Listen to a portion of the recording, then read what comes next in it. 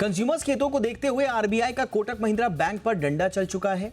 अब ये बैंक न तो ऑनलाइन खाते खोल सकता है और ना ही नए क्रेडिट कार्ड जारी कर सकता है।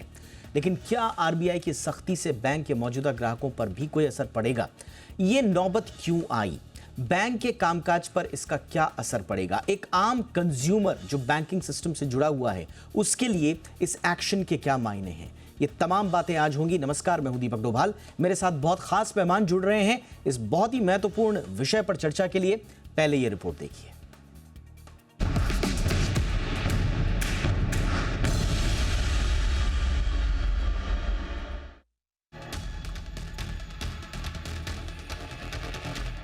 डिजिटाइजेशन के दौर में बैंकों के ऑनलाइन ट्रांजैक्शन में लगातार तेजी देखने को मिल रही है। बैंक लोगों की मोबाइल स्क्रीन में कैद हो चुका है। साथ ही इन ऑनलाइन बैंकिंग सेवाओं में कोई सेंध न लगा सके, इसके लिए बैंकों ने आईटी सिस्टम से जुड़े मजबूत और पुख्ता इंतजाम भी कर रखे हैं। लेकिन कोटक महिंद्रा बैंक का आईटी सिस्टम आरबीआई के मानकों पर खरा नहीं उतरा है।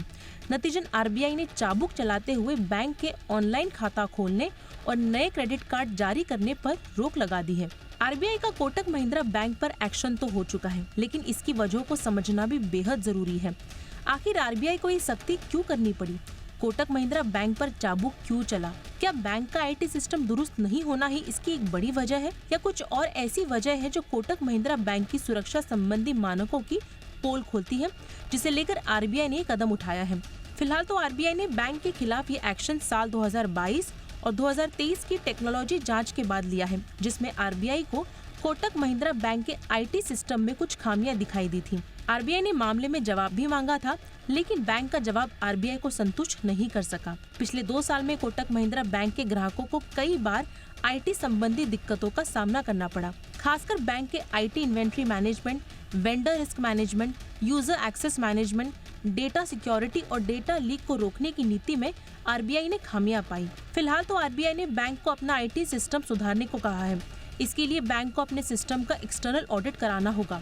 एक्सटर्नल ऑडिट के बाद आरबीआई बैंक पर लगाई गई पाबंदियों की समीक्षा करेगा। हालांकि कोटक महिंद्रा बैंक पर चले चाबुक के बाद साफ कर दे कि बैंक के मौजूदा ग्राहकों पर इस सख्ती का कोई असर नहीं पड़ेगा। वो online transaction, internet banking, mobile banking और पहले की तरह क्रेडिट कार्ड का इस्तेमाल कर सकेंगे। बैंक के एटीएम पहले की ही तरह काम करेंगे। बैंक से लिए गए लोन पर ईएमआई नियमित रूप से जारी रहेगी। कोटक महिंद्रा बैंक पर आरबीआई के एक्शन के असर की बात करें तो ऑनलाइन बैंक खाते खोलने पर लगी रोक और नए क्रेडिट कार्ड जारी करने पर पाबंदी से बैंक की आय पर सीधा असर पड़ना तय है। बैंक की फ्लैगशिप स्कीम कोटक 811 को बड़ा झटका लगेगा, सो अलग। बता दें कि कोटक 811 एक zero balance digital saving bank account scheme है। सबसे बड़ी बात यह है कि आरबीआई के इस एक्शन से कोटक महिंद्रा बैंक पर से उसके ग्राहकों का भरोसा कुछ कम हो सकता है और वो अपने खाते दूसरे बैंकों में शिफ्ट कर सकते हैं। फिलहाल तो कोटक महिंद्रा बैंक को आरबीआई के तय मानकों पर खरा उतरना होगा और फिर ग्राहकों के भरोसे को जीतना होगा। ब्यूरो रिपोर्ट, जी मीडिया। बहुत ही खास मेहमानों का पैनल इस वक्त मेरे साथ जुड़ चुका है। हमारे साथ हैं अजय बग्गा सर, जो कि चेयरमैन हैं एलिमेंट्स प्लेटफॉर्म्स के और जाने माने मार्केट एक्सपर्ट हैं। बग्गा सर, गुड इवनिंग, बहुत बहुत स्वागत है सर आपका। मेरे साथ हैं ए के मट्टू सर, जो कि पूर्व जीएम हैं आरबीआई और जाने माने बैंकिंग एक्सपर्ट हैं। मट्टू सर, गुड इवनिंग, बहुत बहुत स्वागत है सर। और मेरे साथ हैं जहांगीर गाय सर, जो कि जाने माने कंज्यूमर राइट एक्टिविस्ट हैं। जहांगीर सर, आपका भी बहुत बहुत स्वागत है। बग्गा सर, चर्चा की शुरुआत आपसे। क्या टेक अवेज हैं सर इस पूरे मामले में, और क्या कोटक महिंद्रा बैंक, क्योंकि 2022-23 और इससे पहले भी कुछ कंसर्न जाहिर कर चुका था आरबीआई, लेकिन नॉन कंप्लायंस कितना सीरियस है सर ये, और इसका इम्पैक्ट के असेसमेंट पर मैं बाद में आऊँगा, लेकिन कहाँ बैंक चूका सर? दीपक जी, देखिए, सबसे बड़ा कैटलिस्ट 14 और 15 अप्रैल था। अगर आप सोशल मीडिया पे देखें तो लोग एटीएम से पैसे नहीं निकाल पाए, नेट बैंकिंग नहीं चला, यूपीआई नहीं चला, तो अकाउंट धारकों को बहुत मुसीबतों का सामना करना पड़ा। आई थिंक ये कैटलिस्ट रहा। बात चल रही होगी, जो आरबीआई का नोटिफिकेशन आया, उन्होंने कहा कि 2 साल से हम कर रहे थे। और देखिए, कोई भी रेगुलेटर नहीं चाहता कि बैंकिंग सिस्टम में कॉन्फिडेंस कम हो। तो इसलिए जब भी हम बातचीत करते हैं बैंक्स की, पहले हम कहते हैं आपका पैसा महफूज है। जो एग्जिस्टिंग कस्टमर है वो अपने नॉर्मल ट्रांजैक्शन कर सकते हैं, अपना मनी एक्सेस कर सकते हैं। वो कोई इशू नहीं है। ये इशू क्या है कि टेक्नोलॉजी प्लेटफॉर्म जो है आपका, वो थोड़ा पिछड़ गया है। और क्योंकि बहुत तादाद हो गई लोगों की ऑनलाइन ट्रांजैक्शन करने में, इनकी अपनी जो इन्वेस्टर प्रेजेंटेशन थी Deepak ji, last investor presentation earnings की, वहां पे इन्होंने कहा कि 95% पर्सनल लोन डिजिटल माध्यम से दिए जा रहे हैं। 99% क्रेडिट कार्ड जो एक्वायर हो रहे हैं, नए क्रेडिट कार्ड ऑन बोर्ड हो रहे हैं, वो डिजिटल माध्यम से आ रहे हैं। तो डिजिटल काफी बड़ा एक हिस्सा बन गया था बैंक का। बट जो आरबीआई से हमें पता लगा है, जो सार्वजनिक है बातचीत, कि वो आईटी सिस्टम इतने केपेबल नहीं थे, इतने समर्थ नहीं, उनमें इतना सामर्थ्य नहीं था इतने बड़े वॉल्यूम्स हैंडल करने का। और 14-15 अप्रैल को जो आउटेज हुआ, जो बहुत वाइड स्प्रेड था, आप सोचिए एटीएम से आपका पैसा ना निकले, वो पूरे बैंकिंग सिस्टम पे एक आघात बन सकता है। तो आई थिंक तभी आरबीआई ने सोच लिया कि 2 साल से चल रही है बात, अब हम एक स्ट्रॉन्ग एक्शन लेते हैं। बग्गा साहब, मेरा दूसरा सवाल भी आपसे ये है, आपने जैसा कहा कि 95 पर्सनल लोन जो है वो डिजिटल माध्यमों से जा रहा है और 99% आपके नए क्रेडिट कार्ड जो हैं वो डिजिटल माध्यम से जा रहे हैं, यानी कि आपका फ्यूचर, आपका प्रेजेंट, आपका पूरा बिजनेस डिजिटल माध्यमों पर टिका हुआ है। उसके बावजूद आपका रोबस्ट आईटी इंफ्रास्ट्रक्चर ही नहीं है, आईटी रिस्क मैनेजमेंट फ्रेमवर्क ही नहीं है, specifically inventory management, patch and change, user access management, कुछ भी नहीं है। सर, ऐसा ये क्यों? ये थोड़ा सरप्राइजिंग है कि जिस बैंक का इतना ज़्यादा बिजनेस उस स्पेसिफिक डोमेन में पर पूरा की तरह से बाध्य है, आप वहीं पर ध्यान नहीं दे रहे हैं सर। देखिए, ये तो बहुत स्ट्रॉन्ग स्टेटमेंट रहेगा। और एक बैंकर होते हुए मैंने भी 30 साल बैंक्स में काम किया है, तो कभी भी मैं किसी बैंक की सार्वजनिक तौर से क्रिटिसिज्म नहीं करूंगा। बट अनलेस बहुत बड़ा कुछ गड़बड़ हो, तो फिर से यही कहूंगा कि इसमें कंप्लायंस या केवाईसी नॉर्मल इशू नहीं है। इशू है आपका एक्सेस, आपका नेटवर्क और आपका आईटी का रोबस्टनेस। यहां मैं बिल्कुल सहमत हूं, इतना बात बढ़ना नहीं चाहिए था। और आरबीआई भी सार्वजनिक नहीं करते नॉर्मली। जिस तरह से ये जो आरबीआई का नोटिफिकेशन आया है, मेरे एक्सपीरियंस में रेगुलेटर इतना कुछ नहीं बोलते। वो केवल कहते हैं कि क्योंकि आपके आईटी सिस्टम सक्षम नहीं थे, हम आप पे रोक लगा रहे हैं, और जब ये ठीक हो जाएंगे हम आपको फिर से अलाउ कर देंगे। क्योंकि क्या होता है, बैंकिंग चलता है ट्रस्ट पर, और ट्रस्ट अगर आपने तोड़ना शुरू किया तो आपको पता नहीं लगता वो कहां तक जाता है। और एक बारी बैंक रन शुरू हो जाता है तो कोई उसको रोक नहीं सकता है। तो आज भी यही मुसीबत थी, लोग यही पूछ रहे थे, क्या हमारा पैसा महफूज है, क्या हम सुरक्षित है। और हमने सबको यही कहा, सवेरे भी मैं जी पे था, मैंने कहा कोई बैंकिंग सिस्टम में इशू नहीं है, कोई कोटक के ऊपर सॉल्वेंसी लिक्विडिटी इशू नहीं है। सही बात है। ये केवल एक्सेस की बात है, आईटी सिस्टम की सक्षमता की बात है, जिस पे रेगुलेटर ने एक स्ट्रिक्ट एक्शन लिया है। आपने सही कहा सर, और एक जिम्मेदार चैनल होने के नाते हम भी अपने दर्शकों को एक बार फिर से क्लियर कर दें। सुबह बग्गा सर ने भी क्लियर किया, जी बिजनेस ने भी क्लियर किया, एग्जिस्टिंग कस्टमर्स का कोई प्रॉब्लम नहीं है, आपका पैसा पूरी तरह से सुरक्षित है। ये जो मेजर्स लिए गए आरबीआई की तरफ से, ये ग्राहकों के हित में लिए गए हैं। आप इसको देखिए, मैं थोड़ा सा दूसरे पार्ट में इस पर बात भी करूंगा कि ये बिजनेस पर एक तरह से सजा से ज्यादा ये कस्टमर के हित का मामला है। थोड़ा इसको इस हिसाब से भी समझना पड़ेगा। लेकिन मट्टू सर, हमने देखा एक सिलसिलेवार तरीके से रिस्ट्रिक्शंस और सख्तियों का दौर हमने आरबीआई की तरफ से देखा। Paytm payments bank, bank of Baroda, Bajaj finance, HDFC bank, Mahindra financial services, so and so fourth. क्या बैंक सर कुछ सीख नहीं ले रहे हैं पास्ट की सख्तियों से आरबीआई की? नमस्कार दीपक जी, Yes, आपके दर्शकों को भी मेरी ओर से नमस्कार। Yes, sir. ये हम देख रहे हैं जो आरबीआई ने कल एक्शन लिया है जी इस पे कोटक महिंद्रा बैंक पे, ये मेरे हिसाब से जिस हिसाब से भाषा का रेगुलेटर ने प्रयोग किया है, मुझे लगता है कि उनके the way they had not complied with the persistent deficiencies pointed out जो की गई थी आरबीआई की इंस्पेक्शन 21-22 में, उन्होंने रेगुलेटरी फोरबेरेंस होती है कि आप किस हद तक कहाँ मतलब कर सकते हैं टॉलरेट, और जैसे बग्गा साहब ने बताया जो ये फ्रीक्वेंट आउटेज पर्टिकुलरली जो 14-15 को हुई, I think it immediately triggered the alarm. Number 1। Number 2, ये भी ग्रेव पॉइंट है कि शायद ये कोई नई प्रोडक्ट भी डिजिटली लॉन्च करने जा रहे थे। I do not have authentic news, but reports are there in the somewhere in the media, but the point is कि अगर ये और नई प्रोडक्ट लॉन्च करते तो उससे और सिस्टम में ऑलरेडी ये जो हार्ड प्रेस सिस्टम था, आप देखिए इनके जो डिजिटल 8110 बैलेंस अकाउंट है उसमें 1,75,00,000 इनके लो कॉस्ट डिपॉजिट जिनका लो लेवल कस्टमर है, जिनका डिपॉजिट बेस भी कमी है, और क्रेडिट कार्ड है 59 लाख कस्टमर। इससे पहले कि मैं आगे बात करूं, पहले मैं आप ही की बात को मैं दोहराऊंगा। ये बैंक की सॉल्वेंसी या लिक्विडिटी पे कोई इशू नहीं है। Bank continues to be strong on fundamentals, तो किसी एग्जिस्टिंग कस्टमर को घबराने की जरूरत नहीं है।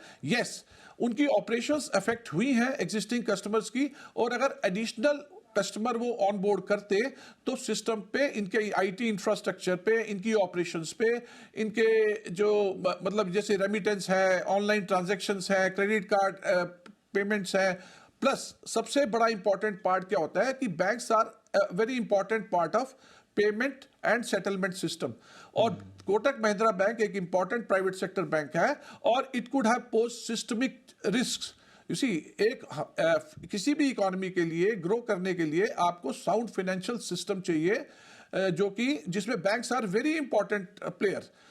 नाउ इसकी गवर्नेंस इंप्रूव करने के लिए, इसमें ट्रांसपेरेंसी लाने के लिए एक रोबस्ट एंड ट्रस्टवर्दी जो है सिस्टम हमारा ऑपरेट करता रहे and to support the economic growth of the country, तो इट इज नेसेसरी कि from time to time regulator जो है सिस्टम्स को दुरुस्त करने के लिए जो भी कार्रवाई उचित हो वो करे। और रिजर्व बैंक पिछले 2-3 सालों से काफी एंटिटीज पे करता आया है, चाहे वो येस बैंक भी था, चाहे इससे पहले IIFL था, मास्टर कार्ड वाला इशू था, बैंक ऑफ बड़ौदा की BOB वर्ल्ड था। There have been series of when the transgressions are systemic, ऐसा ना हो कि ट्रांसग्रेशंस जो है सिस्टमिक हो जाए रादर देन ट्रांजैक्शनल। तो बिल्कुल सर, उससे क्या होगा, उससे आपका फाइनेंशियल सिस्टम जो है इट गेट्स उसमें कॉन्फिडेंस खत्म हो जाता है, डिसरप्शन होता है, पब्लिक में कॉन्फिडेंस लूज हो जाता है। बिल्कुल सर, लोग जो है, और जैसा आप ही लोग बता रहे हैं कि ये सारा बैंकिंग सिस्टम जो है ये पूरा इकोसिस्टम ट्रस्ट पे चलता है। बिल्कुल आपने सही कहा। जैसा कि हम बार बार कह रहे हैं कि भैया एग्जिस्टिंग, क्योंकि कई जगह रूमर्स भी चल रहे हैं सोशल मीडिया पब्लिक डोमेन पर भी इस तरह की बातें, लेकिन देखिए हम बार बार दोहरा रहे हैं एग्जिस्टिंग कस्टमर्स को कोई इस फैसले से कोई इफेक्ट नहीं पड़ेगा। जो कोटक महिंद्रा बैंक है वो अपनी सर्विसेज देता रहेगा। इनफैक्ट जो क्रेडिट कार्ड फैसिलिटीज़ हैं जो पुराने, उनको भी कोई प्रॉब्लम नहीं है, ये सिर्फ नए क्रेडिट कार्ड नहीं ले पाएंगे। लेकिन ऐसी नौबत क्यों आई, हम जरा इस पर ज़रा मंथन कर रहे हैं, बड़ा गंभीर मंथन कर रहे हैं। बहुत इंपॉर्टेंट बैंक है हमारे पब्लिक सेक्टर का और बैंकिंग सिस्टम का एक इंपॉर्टेंट पिलर है। लेकिन जहांगीर गाय सर, सिर्फ ग्राहक आपको ऑनबोर्ड करने हैं, इसके लिए आप ठीक है लगाइए, ताकत लगाइए, लेकिन कम से कम करेक्टिव एक्शन प्लान्स को तो फॉलो कीजिए। और जो आईटी इंफ्रास्ट्रक्चर है आपका, मैनेजमेंट फ्रेमवर्क है, जो बेसिक चीज़ें ग्राहक को ऑनबोर्ड करने से पहले के लिए, इनफैक्ट ग्राहक की सुरक्षा से जुड़ा हुआ ये पूरा का पूरा इकोसिस्टम है, कम से कम उसको तो दुरुस्त कीजिए।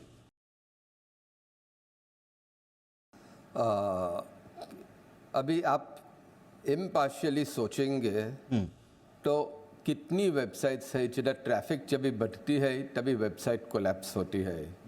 चाहे स्कूल कॉलेज के एडमिशन्स हो, चाहिए तो पेमेंट ऑफ गवर्नमेंट टैक्सेस हो, जब भी वेबसाइट पे लोड आ जाता है सडनली तो वेबसाइट्स कोलैप्स होती है। अभी तक एटलीस्ट मैंने कोटक महिंद्रा बैंक के लिए कुछ ऐसा फ्रॉड हुआ है वो तो नहीं सुना है।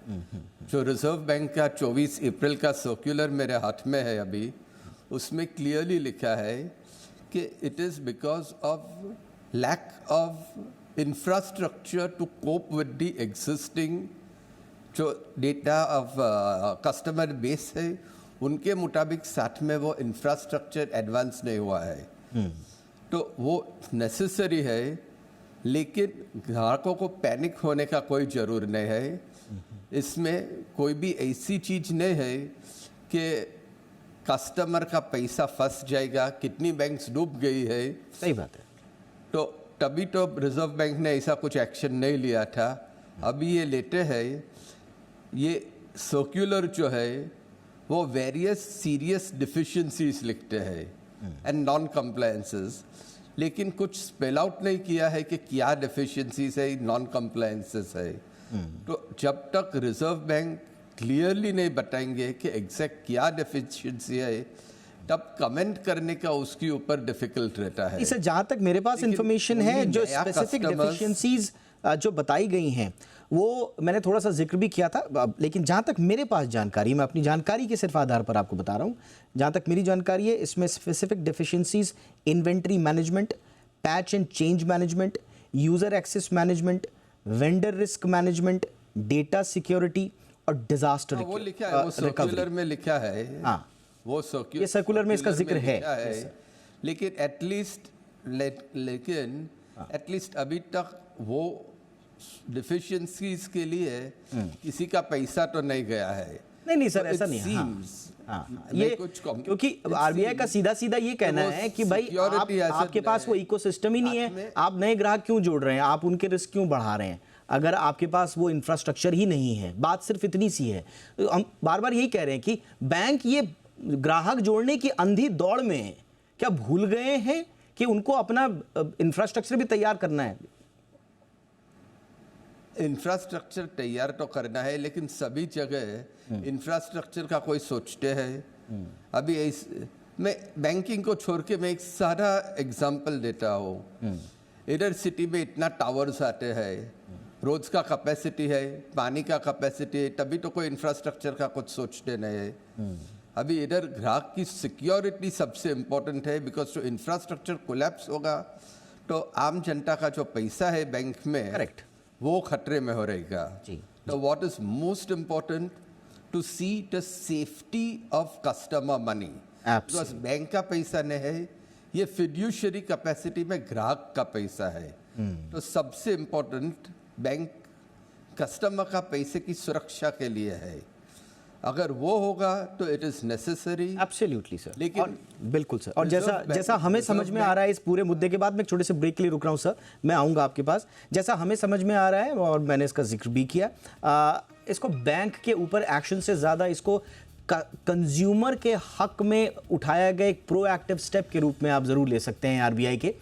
एक छोटे से ब्रेक के लिए रुकता हूँ, तीनों मेहमान मेरे साथ बने हुए हैं। और भी अभी सवाल हैं। जैसा मैंने कहा कि ये जो अंधी दौड़ चल चुकी है कि साहब ग्राहक जोड़ते रहिए, बिजनेस लाते रहिए और अपनी चीज़ों को दुरुस्त आप मत कीजिए, और बार बार रेगुलेटर की सलाहों को इग्नोर क्यों करते हैं बैंक, ये भी एक बड़ा विषय है। क्या वक्त आ गया है, क्या एक संकेत है ये तमाम बैंकिंग सिस्टम से जुड़े हुए बैंक्स के लिए कि आप हल्के में मत लीजिए आरबीआई की गाइडलाइंस को और उनके ऑब्जर्वेशंस को। एक छोटे से ब्रेक के बाद इस पर चर्चा।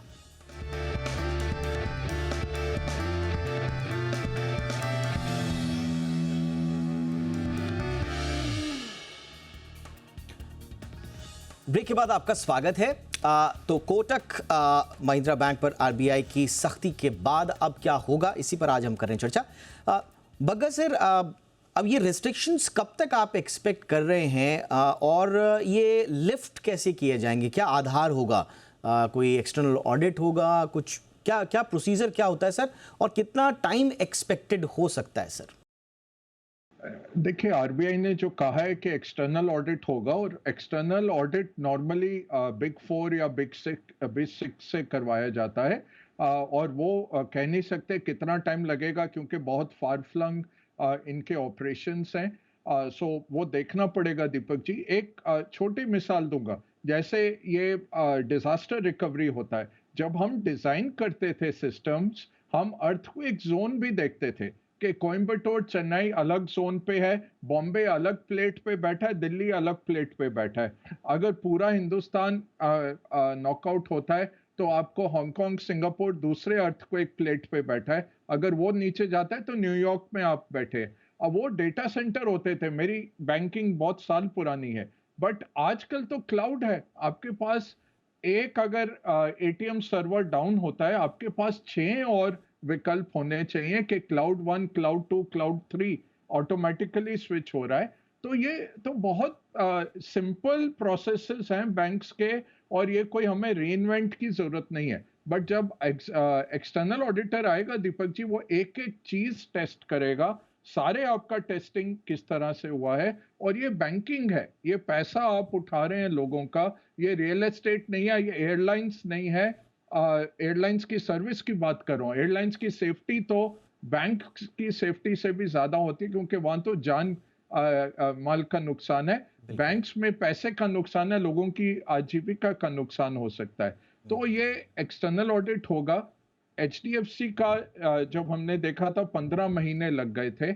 आरबीआई किसी जल्दी में नहीं रहेगा, किसी जल्दबाजी में नहीं रहेगा, क्योंकि आप सोचिए, आप ऑडिट करें, जल्दी से आप घोषणा कर दें, ठीक है आप शुरू कर दें, और अगले दिन आउटेज हो जाए जैसा 15 अप्रैल को हुआ, तब रेगुलेटर कहाँ जाएंगे? तो ये अब फूक फूक के कदम भरेंगे। एंड नॉर्मली क्या होता है, हमारे आरबीआई ऑडिट जब होते थे, हम जाके सब कुछ उनको समझाते थे, दिखाते थे, उनके स्पेशलिस्ट आते थे या वो अपॉइंट करते थे स्पेशलिस्ट जो देखते थे।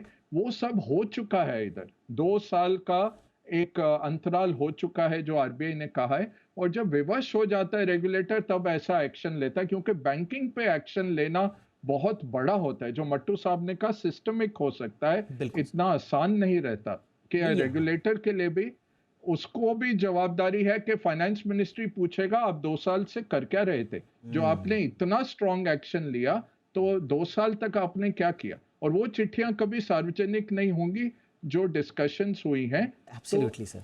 क्योंकि पूरा एक पेज भर के लिखा है आरबीआई ने, इसलिए मैं कह रहा हूं कि कुछ तो गड़बड़ नहीं, बिल्कुल सर, बिल्कुल सर। पानी जब सर के ऊपर से निकल गया तभी आरबीआई ने ये कदम लिया होगा, ये समझना बिल्कुल लाजमी है।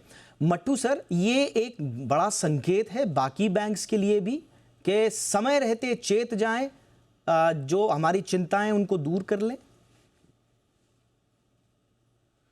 देखिए, वैसे तो रेगुलेटर का जो रोल है वो तो सभी बैंक अच्छी तरह समझते हैं, पर क्या है कि इन द पास्ट जो है ना, अगर पुराना एक्सपीरियंस देखें तो रिजर्व बैंक इतना स्ट्रॉन्ग एक्शन नहीं लेता था। थोड़ा दे यूज्ड टू गोड, परसुएसिव अप्रोच थी। पर पिछले कुछ हाल ही 2-4 सालों में इसी एज दी कॉम्प्लेक्सिटीज ग्रो, आप देखिए ना, बैंकिंग में कॉम्प्लेक्सिटीज है, वॉल्यूम ऑफ बिजनेस है और इंटरकनेक्टेडनेस है, तो ये सब जब ग्रो होती है, so you can't be you can't take chances.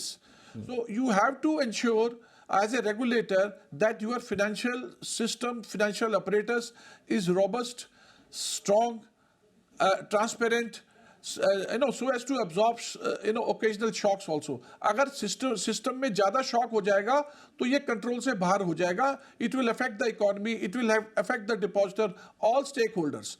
तो इसलिए ये action, क्योंकि आरबीआई का जिस हिसाब से इन्होंने टर्म्स यूज की हैं इस कल के ऑर्डर में, कल की नोटिफिकेशन में, तो उससे ये लगता है कि there is something more than what meets the eye. I think मैंने जैसे पहले भी कहा था कि इनका ट्रांसग्रेशन जो है वो कोई ट्रांजैक्शनल नहीं रहा होगा। इनको ये they may not be in a position to rectify to the satisfaction of the regulator, और अगर किया भी उसको सस्टेन नहीं किया। आफ्टर ऑल आप कंप्लायंस जब करते हैं, it is not a one time measure, you have to sustain the compliance. ये सिस्टमिक, ये जो चीजें होती है ना, ये आपके सिस्टम में ये बिल्ट इन होनी चाहिए कि आपका कंप्लायंस जो है, आप डेफिशिएंट ना रहें, और आप एक इंपॉर्टेंट प्लेयर है पेमेंट्स एंड सेटलमेंट सिस्टम में। आपका ये एडिशनल दायित्व है एज ए बैंक होने के कारण कि आप जो है data security, data integrity, data ये जो है लीक प्रिवेंशन स्ट्रेटेजी है। आफ्टर ऑल आजकल जो पर्सनल डेटा है, इंफॉर्मेशन, फाइनेंशियल डेटा है, it is very sensitive. Yes, definitely reserve bank ने इसमें बिल्कुल कमी सर, यानी पाई कि है। बहुत सारे और आयामों पर आरबीआई ने काम किया होगा पहले, और बहुत मजबूरी में इस तरह के फैसले आरबीआई लेने को मजबूर हुआ होगा, स्वाभाविक है। लेकिन ये बात अब बैंक को भी समझनी है और बाकी बैंकों को भी समझनी है कि समय रहते जब ऑब्जर्वेशंस दिए जाते हैं तो समय रहते उन पर तत्काल प्रभाव से कार्रवाई की जाए, ताकि इस तरह के बड़े इम्पैक्ट का सामना आपको ना करना पड़े। बहुत बहुत शुक्रिया। गाय सर के पास मैं नहीं आ पाया, उनसे मैं क्षमा याचना के साथ आप तीनों से विदा ले रहा हूं। बहुत बहुत शुक्रिया जहांगीर गाय साहब, वक्त निकाला आपने। Mattu sir, thank you so much. Ajay Bagga sir, बहुत बहुत शुक्रिया, आपने वक्त निकाला हमारे लिए। आपकी खबर आपका फ़ायदा में इतना ही, इजाज़त दीजिए, नमस्कार।